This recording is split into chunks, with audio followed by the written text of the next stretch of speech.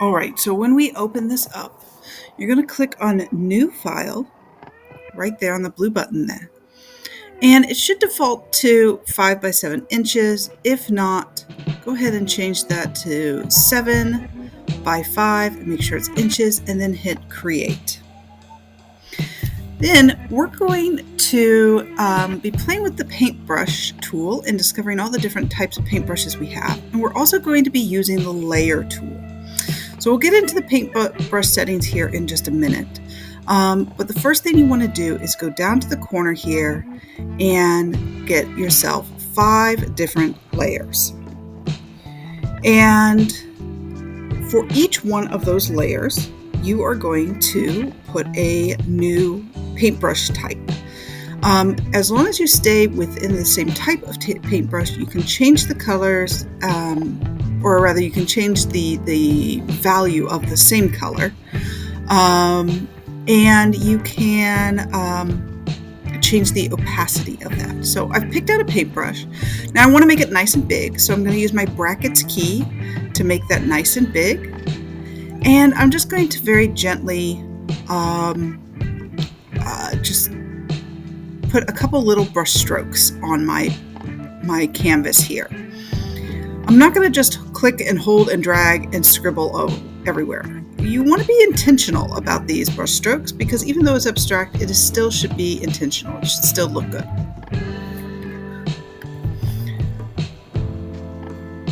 And then up here, I changed the opacity, which is how see-through it is. So all the way not see-through to totally see-through, that's the opacity. Can also change the value on that too to make that brush stroke really show up. All right, so then you go to the next layer, pick out a new color and a new brush stroke.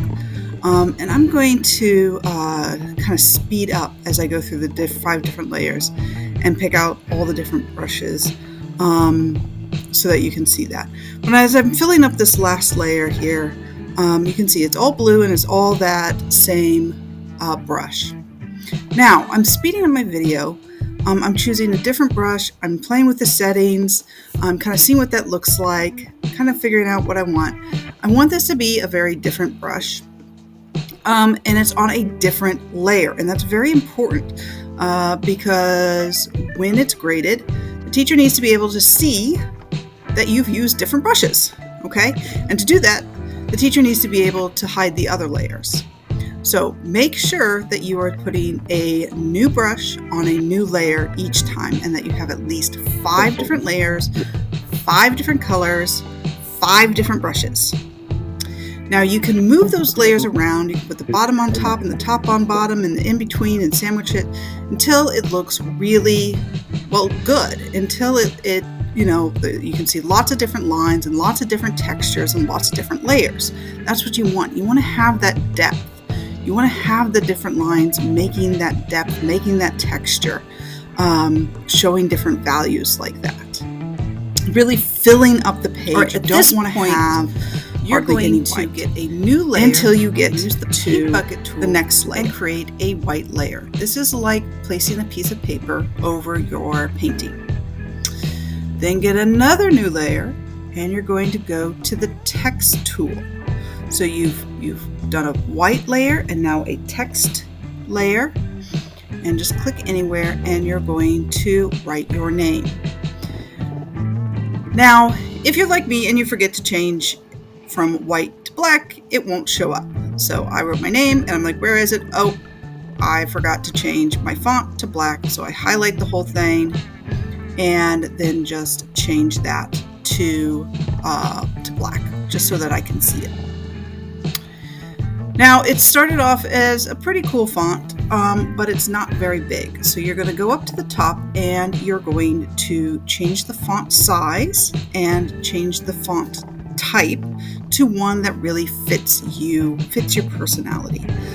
So for the font type and then the font size, you want to make sure fills that paper. So right now I think it's set 72 points, so I'm going to change it. I'm just going to go and make it really big and see where that takes us. And let's see here. Yeah, 500, way too big. Okay, so I'm going to experiment a little bit with that and just kind of figure out where it needs to go.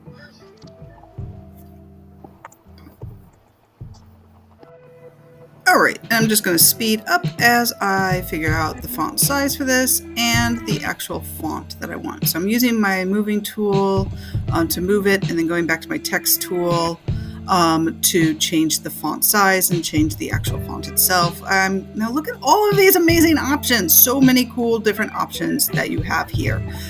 So I'm just going to find one that kind of speaks to me, and that one looks fun and playful and artistic. So that's the one I'm going to choose. All right, and now we're going to use a totally different tool. We're going to go over to the side here, and we're going to use the magic wand.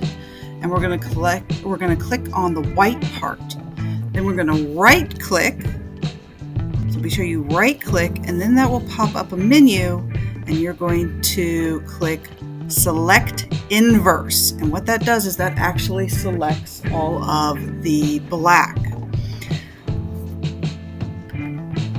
So what that is it's like you got a template, stencil, and now you're tracing it, and you actually want to trace it on that white paper.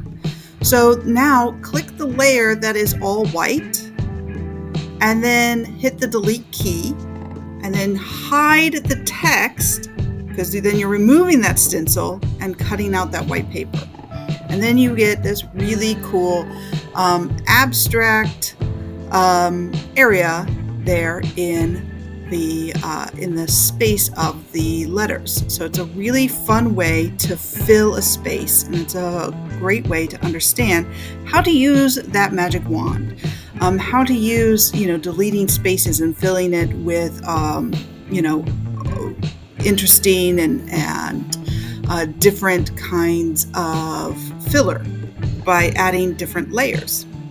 Now that's a cut out piece of paper, and what's cool about this is you can use free transform, which you would get by hitting Control T to make it a little bigger if you feel like your letters are still not quite big enough.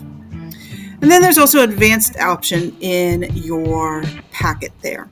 So for an advanced option, after you would transform this and get this to where you want it, like that, you would go over to layers and duplicate the layer. So let's get this all settled in here. All right, now that I've got it exactly where I want it, go over to layer, and I right click on the layer and I click duplicate layer. That makes it a complete copy of that white cutout layer. Hit OK, and now I have a copy of it. Now what I want to do is I want to have an offset.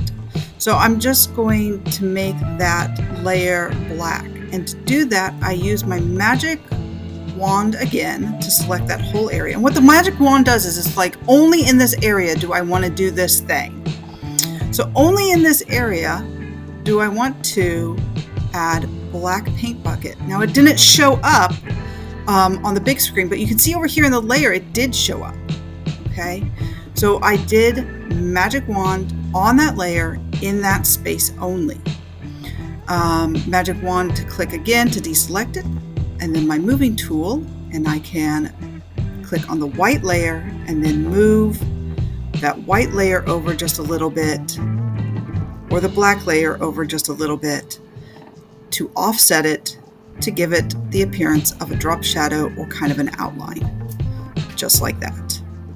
All right, and that's kind of the advanced option there. That's optional. You don't have to do the drop shadow, but it looks really cool if you do.